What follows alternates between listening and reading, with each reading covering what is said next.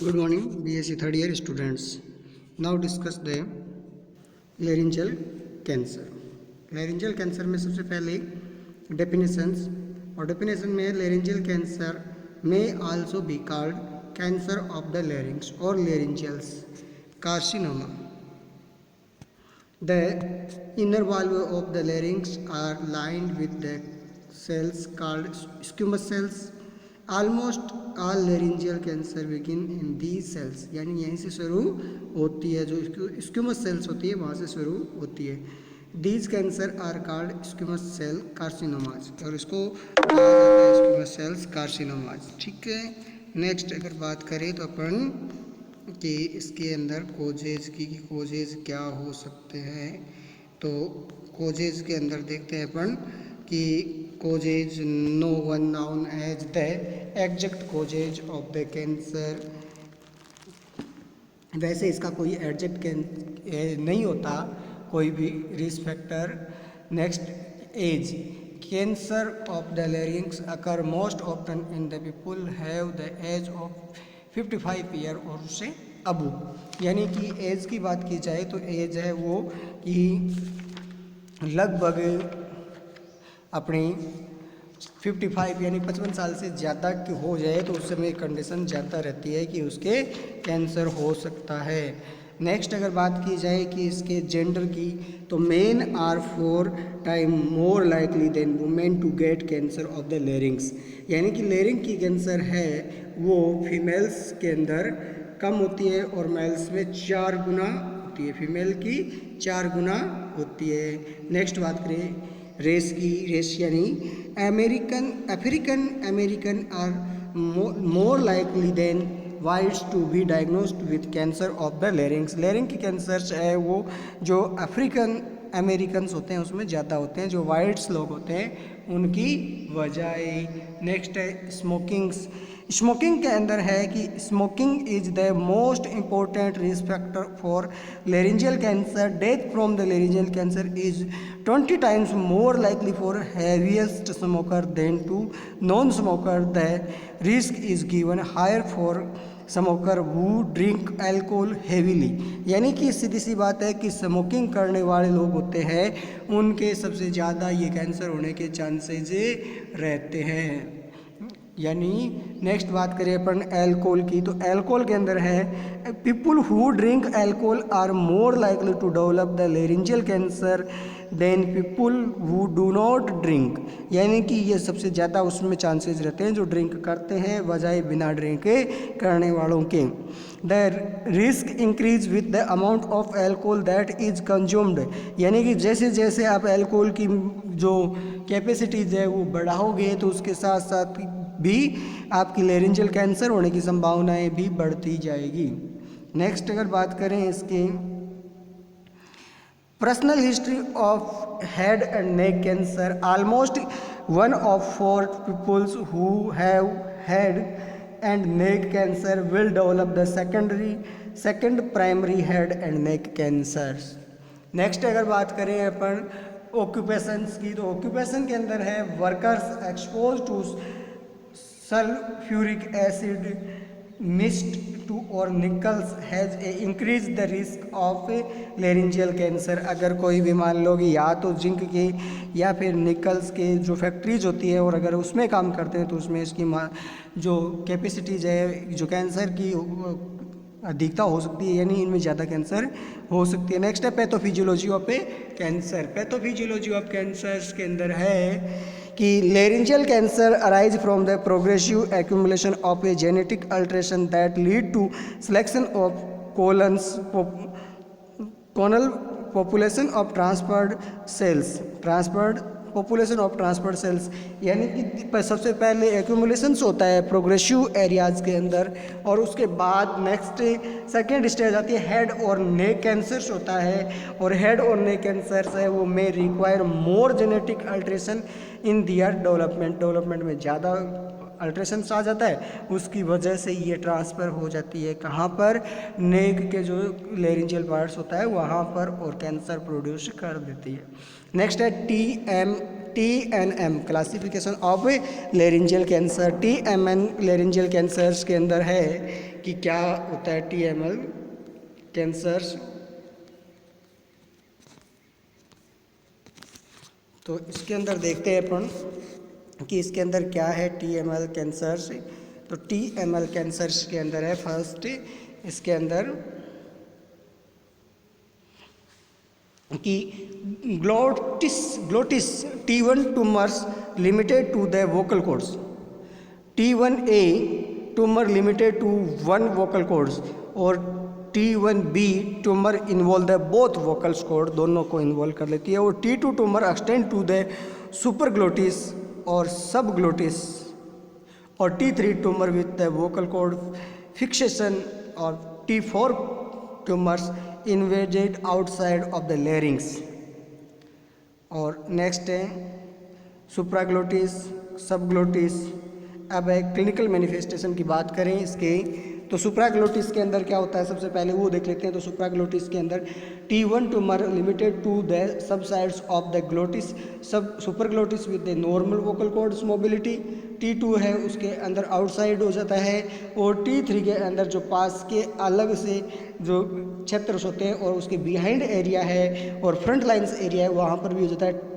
T4 tumours के अंदर invaded outside of the larynx, ये ट्रेकिया के अंदर जा सकता है, सॉफ्ट टिश्यू में जा सकता है, नेक में जा सकता है। सब ग्लोटिस की बात करें कि T1 ट्यूमर में limited to the subglottis, T2 में इन एक्सटेंडेड और T3 में tumour limited to the larynx with the vocal cords fixation. और T4 में आउटसाइड द लेरिंग्स, जैसे ट्रेकिया है, सॉफ्ट टिश्यू और नेक है, उसके अंदर जा सकता है। अगर N की बात करें तो stage is following, N is subsites. N0 का मतलब नो स्प्रेड्स, N1 का मतलब tumour spread to the lymph nodes, N2 का मतलब है tumour spread from the one lymph nodes to other lymph nodes. और N2B का मतलब है tumour spread to more than one lymph node to the same side of tumour in the throats with a none begins 6 cm। और T3 का मतलब N3 का मतलब है tumour spread the lymph nodes and other जो organs होते हैं वहाँ पर। M का मतलब है मेटास्टेसिस, और मेटास्टेसिस है वो M0 में tumour spread for other organs, और M1 में अदर ऑर्गन्स स्प्रेड और इन्वॉल्व हो जाते हैं। नेक्स्ट अपन क्लिनिकल मैनिफेस्टेशन की बात करें तो क्लिनिकल मैनिफेस्टेशन के अंदर है कि साइन और symptoms of larynx cancer somewhat depends where the cancer is growing, यानी सुप्राग्लोटिस में, ग्लोटिस में या सब ग्लोटिस में है। पेशेंट में present with the voice changes, और इसमें वॉइस चेंज हो जाता है और वॉइस है वो घोड़े की जैसी आवाज़ आनी शुरू हो जाती है इसके अंदर। नेक्स्ट है if the lesion begin the true vocal cords without a symptoms, lesion begins the epiglottis और एरियोटोनिक्स, और tumour grow with the ulcerates और necrotic and pain and haematosis हो जाता है, डिस्पीनिया हो जाता है। इसके अलावा प्रॉब्लम ऑफ स्वेलिंग्स हो जाता है, पेन होता है और डिस्ट्रेस आ जाता है, ये कंडीशंस हो सकती है। नेक्स्ट अपन बात करें इसके डायग्नोस्टिक इवाल्युएशन की, तो डायग्नोस्टिक इवाल्युएशन के अंदर क्या क्या है वो देखते हैं। तो डायग्नोस्टिक इवाल्युएशन में if you have a symptoms of cancer of the larynx the doctor may be do some or all of the following exams, यानी कि एक डॉक्टर के द्वारा कौन कौन से उसके एग्जामिनेशन किए जाते हैं। तो फर्स्ट एग्जामिनेशन होता है इसमें physical examination of the throat and neck और थ्रोट का वो फिजिकल एग्जामिनेशन करता है। इसके अंदर examination in which the doctor feel or swollen lymph nodes in the neck and look down the throat with a small long handled mirror to the check the abnormal areas. Indirect laryngoscopy के अंदर होता है second जो examination होता है वो indirect laryngoscopy. इसमें the doctor look down your throats using a small long handled mirrors to check the abnormal areas, see if you vocal cords move they would, यानी कि इसके अंदर एक मिरर के द्वारा वो चेक इसको करे लेता है। थर्ड है डायरेक्ट लेरिंजियोस्कोपी। डायरेक्ट लेरिंजियोस्कोपी के अंदर होता है doctor insert thin the lights tube called a laryngoscopy through the your nose or a mouth, the tube goes down your throats, the doctor look at the area that can not be seen with a mirrors, इसमें बिना mirror के देखा जाता है। A local anaesthetic के easy comfort and prevent the gagging. Or anesthesia put a person to sleep. This exam will be done to doctor's office or outpatients clinic or hospitals के अंदर इसको किया जा सकता है। नेक्स्ट है, अगर इसके बात करें एंडोस्कोपी, तो एंडोस्कोपी के अंदर है procedures to look at a organs and tissue inside the body to check the abnormal areas, and endoscope is inserted through the insertion in the skin or opening in the body such as the mouth. Tissue samples and lymph nodes may be taken by the biopsy, और इसके द्वारा biopsy भी ली जा सकती है। Next है CT scan. CT scan के अंदर है N X-ray machines like the computer test series to detail the pictures of the neck areas. You may receive a injection of the specially dyes or your larynx. So up clearly in the pictures from the CT scan, the doctor may see tumor in your larynx or eagle where in the your neck. MRI यानी कि magnetic resonance imaging.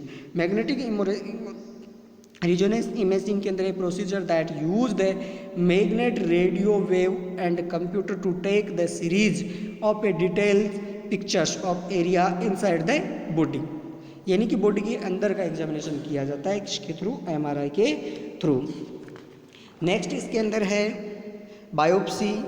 Biopsy के अंदर क्या किया जाता है, tissue sample लिया जाएगा। नेक्स्ट है बेरियम सेवेलोन टेस्ट। इसमें बेरियम को एक्सरे मशीन से सेवेलोन करवा दिया जाता है और उसके एक्सरे मशीन के द्वारा इसोफेगस और स्टोमक्स की जो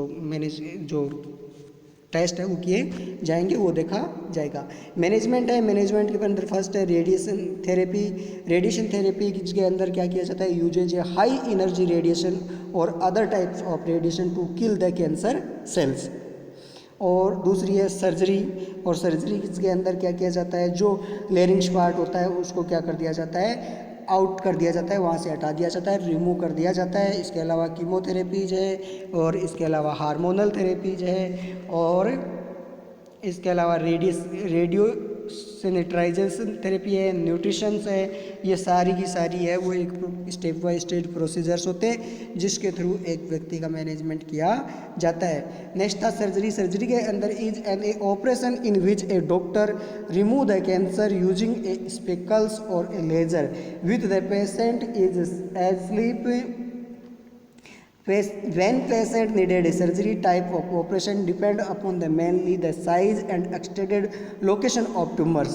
Surgery is commonly treatment of all stage of the laryngeal cancers. Following surgical procedure may be used. इसके अंदर है फर्स्ट है सुप्राग्लोटिस लेरिंजियोटोमी, नेक्स्ट है हीमिलो लेरिंजियोस्कोटोमी, थर्ड है पार्शियल लेरिंजियोटोमी और नेक्स्ट था टोटल लेरिंजियोटोमी। ठीक है, ये थे सर्जरी। और इन सर्जरीज़ के बारे में अपन बाद में कभी अगर टाइम हुआ तो डिटेल से पढ़ेंगे, अन्यथा देखा जाएगा।